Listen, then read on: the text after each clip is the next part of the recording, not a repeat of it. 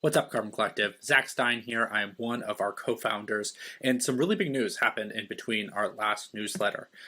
Climate activists, this small hedge fund called Engine Number One, that owns 0.02%, O2, not zero point 0.2, not 2.0, 0.02% of ExxonMobil, nominated 3 directors to go onto the ExxonMobil board, and they won.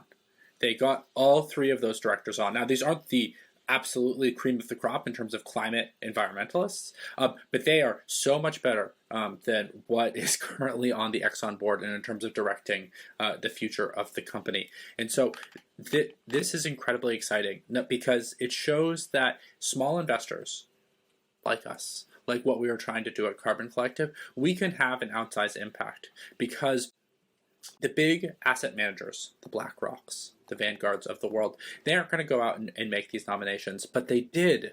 This is the first time that they did follow along, and they voted with Engine Number One. And so it is upon leaders like us who see that this is where the future of where these companies need to go and what needs to happen, that we can take a company as conservative as ExxonMobil and push it to move much further in a climate direction.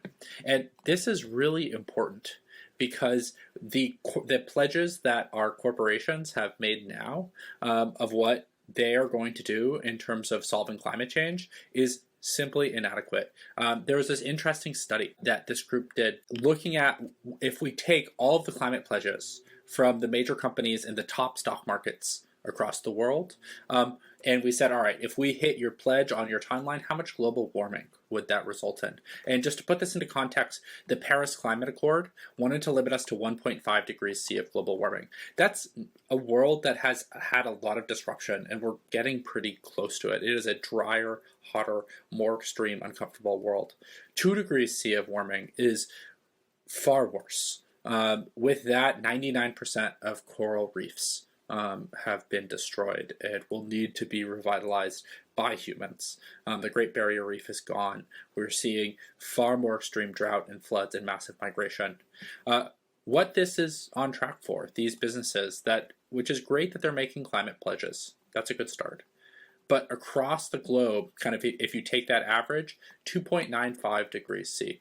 This is where we start getting to catastrophic warming, where we are warming so much that we could have natural tipping points, the melting of glaciers, the releasing of methane from the Arctic, the wildfires, accelerating it all by having black soot fall on the ice and making it melt even faster. That's where it really starts heating up. And it starts getting really bad. And so this shows that why it's so important that activists like Engine Number One and like you and me at Carbon Collective, when we can combine our voices to have impact, the importance of it to push these corporations. We've given these major corporations so much power in these global systems.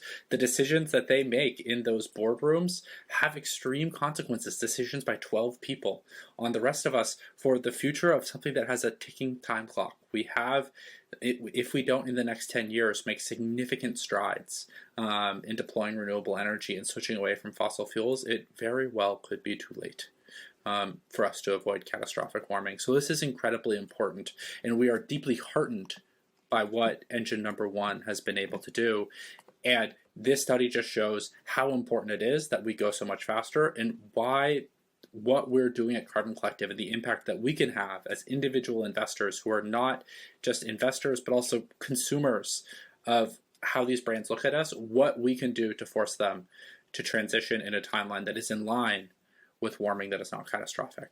So that's our goal. One more article. We always like to throw in something that is just interesting and stands out to us. In North Carolina, there is brown gold that falls from these trees. This is a really cool story about a business model that is, maybe it's not fully sustainable, but it's close.